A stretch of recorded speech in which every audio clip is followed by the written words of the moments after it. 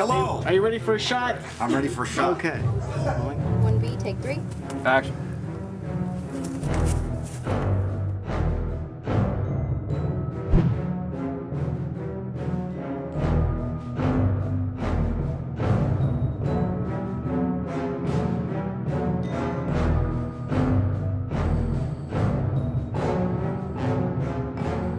So in 2004, I had shot a micro-budget comedy called Caesar Otto, based on characters that my friend Chomicki and I had created.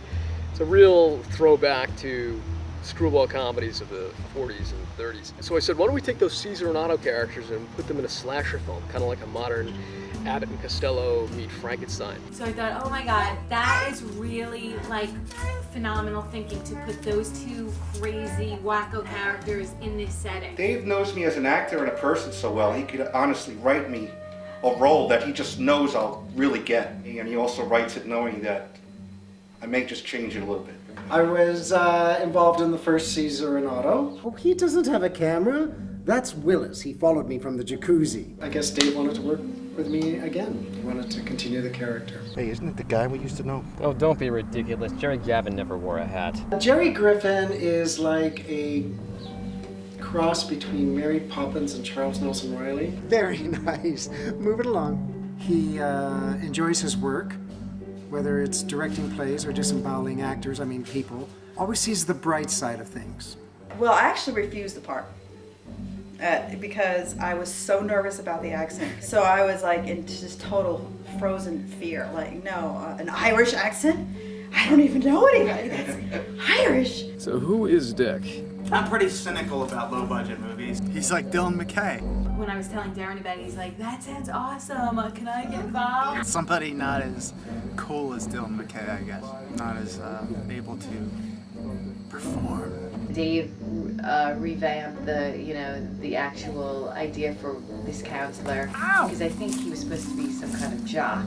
But being that Deron is a metalhead with his long hair, this character really worked, and Deron liked the idea and thought it was really funny. I enjoy acting. I'm still learning. I'm still trying to get comfortable with it. Right now I'm acting like I'm tolerating these things. I did the thing, Caesar Otto, about May of 2004, and you guys called me in 2007. Yeah. I'd like to think that I'm not quite as dumb as Sylvia, although, the bleach can seep in after a few years. I got Dave Campfield in touch with Brinke Stevens, who I absolutely adore. And I suggested Joe Estevez. I got the phone number and put Dave in touch with Joe, and voila. One person after the other comes in and I'm meeting them and I'm like, oh my God, how do they get all of these amazing people to dedicate themselves to this low budget little film? I knew that Dave was only out in LA for less than 2 weeks, and I was nervous about the time constraints because normally as a producer I am used to seeing the director's notes or a shot sheet or something just to get kind of like be arm in arm with their ideas. He had it all in his head exactly what he wanted. There wasn't a big budget for the film, so we had to be real creative about finding locations and stuff. And we found some real cool locations in Topanga, and a company I know that is a printing company. We used kind of a back area for a lot of the gore scenes. Then the first day of production was down in Culver City. It was like at a printing factory or something. The building itself, first of all, was like just crazy and Gothic industrial, and this was a weird looking building, kind of spooky. Why do they call it the Death House? What do you think? Blood, intestines. When I went into the back room and saw it, it was completely transformed into this total mausoleum type, mad scientist type place where I guess this bad guy was going to murder Caesar and Otto. But it was amazing and what Rich did with all the effects and all the setup and everything. I contacted Dave through an ad, and I liked what he was doing. He sent me the script, and I really liked the script. And I said, what's your budget? And he says, we'll work within it. And that's basically what we did. We worked in beg, borrow, and steal for any of the other bodies and stuff. I had never met anybody in the production except for Summer. In until actually the day I showed up on location. And the location we were filming at was up in the canyons, kind of in the boonies. So driving up this canyon road, having no idea what I'm getting into and thinking I'm hopelessly lost and everything. And I see this kind of large man with wild hair, a blood-stained t-shirt, walking down this gravel road towards me. So I knew I was either in the right location or a very, very wrong. My car would hardly run, and whenever I'd drive up to Topanga Canyon, I'd have to stop it for 10 minutes to let it cool down.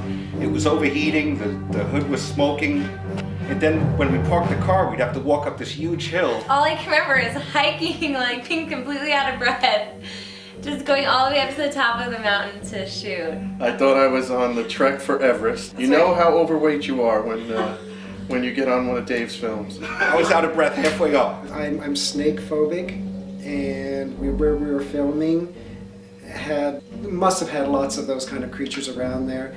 And Chris, the cinematographer, was so nice. Whenever we had to film near rocks or wood or bushes, he would go and he would like pound the dirt or move the rocks, and he would say things like, "Is anybody home? Is anybody home?" And I'd be off, "Don't tell me if they are, don't tell me if they are." I think we shot this in 11 days, and you know, the nervousness was for me being lost in it and not feeling like I had any control in the actual planning of it, and not really knowing what we're going to do, but also the feeling of the time is running out and there's so much to do. I think the hardship for me was in juggling, you know, being a mom and being an actress and trying to get to the set. There were a lot of times actors couldn't make it for certain scenes, because a lot of times I'd have to go to work, or an actor couldn't make it on a certain day, but we only had a certain amount of time. It was really hard trying to like be there for my babies and get to the set, and at times Dave was nice enough to actually rewrite like a whole scene, and I am actually out of the campfire scene. Sadly, I couldn't make it because I had to stay home with a sick baby. My backyard served as a location for one of the sets, and I just helped her with whatever I could. I've got a lot of props, being a prop man for 20 years now almost. One really good memory, I think it was the best thing that happened to the movie, was to get Summer Ferguson as assistant director. So I got to be Giselle. I'm on the set the first day or so, and I'm looking around and thinking, who is ADing this? Because, you know, an AD is very important. Yes. And I realized there wasn't one, so I'm like, you know, if you want, I'll AD for you. She worked so closely with Dave and really helped out with, you know, getting everything straight and, you know, like being on top of it and everything, because we didn't have like a day-to-day schedule. I'm not gonna lie, it was a really stressful shoot and everything, but I love that. Like it was very high energy but very focused. And she even kept Dave's sanity when I couldn't take him anymore. You know, because I love Dave, but I spent 24 hours a day with him. Ooh. There's the director, making the decisions. You, do that better. You, hold that camera. Dave, if I understand it, didn't get any sleep at all the whole shoot. So I mean, his mind's just must be working a mile a minute. He's very open on the set. He encourages actors to improv. If I ever had an idea or a suggestion, he was like, "Great, let's film it." And I guess we'll wait and see to the end product whether he keeps any of those in or not. You should see my mom's pecs. Oh. I refer to Dave Campfield as the Jet Li of independent filmmaking. He kind of like is the kind of person that will just like jump off a platform and throw a punch and just see where it lands. He gives you all kinds of freedom, and yet he has control over everything that goes on. You come in, pen down exactly where you are. You never know what to expect from one day to the next. Again, there was not a really big budget on this film, and just to see the amount of energy and the amount of dedication that Dave puts into one day, I mean, honestly, to me, I stand back and I'm like amazed by it. I mean, he gets up really early in the morning, like 6 a.m. or something, and he'll work until midnight. And he's wearing a lot of different hats. I mean, he's producing, he's directing, he's acting, he was the writer, you know, and he's thinking 10 shots ahead. Dave is so immature/mature. That's a total lie. He's so different from the character, but he was really great at directing lot of insight, really easy to work with. I saw him sort of in his on-camera persona first. It's on! But of course he's very different when he's on the other side of the camera. He's much more effeminate and flamboyant. What was it like working with Dave twice? Forgot his lines, and that's good. As far as I see it, there are two. As far as I see it, And the guy that writes his work forgets his lines, he ain't gotta work. It was so funny when he got behind the wheel of that car. He's like, "Is the light here? Was that blocking my face? I've got a big shadow here from the steering wheel." And the thing that got me is that there you could tell the fatigue was setting in, because sometimes he'd give his direction in character. action. Otto, the woman hates you. She tried to kick you in the testicles and kill you in the same night. Hey man, just you gotta have a heart. Have a heart. That's not the line. Otto's character had to fall out of a car. So, we kind of had to put makeshift mats. It was like a last minute thing. It was like, let's grab these couch cushions. And I'd show them how to, all right, this is what you're gonna do. You just gotta open the door, is what you're gonna kick off the floorboard and just turn the other way. Don't fall face first and you'll be fine. Otto, this is not a traveling urinal. Everybody took turns pushing up and down on the bumper of the car. I don't need self-respect. And I don't know if it made it into the final cut or not, but I actually gave him, the atomic wedgie. Not my underwear, please. No, ah!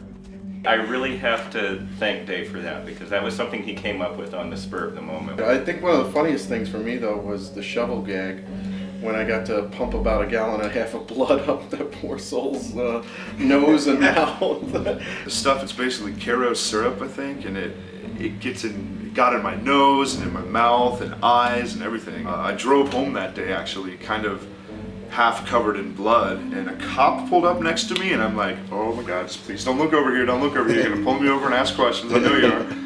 Never even noticed, thank God. I really had a lot of fun doing the chainsaw, chopping my head with the chainsaw scene, because I've never really done an effects scene like that before, and I was surprised at how involved it is just to do something simple like that. You have to hold the chainsaw at the specific angle and make sure they can see your mouth moving in shadow. I think the sight of watching Caesar and Otto get hit in the face with 2 poppers at once. Oh God, yeah! Yeah!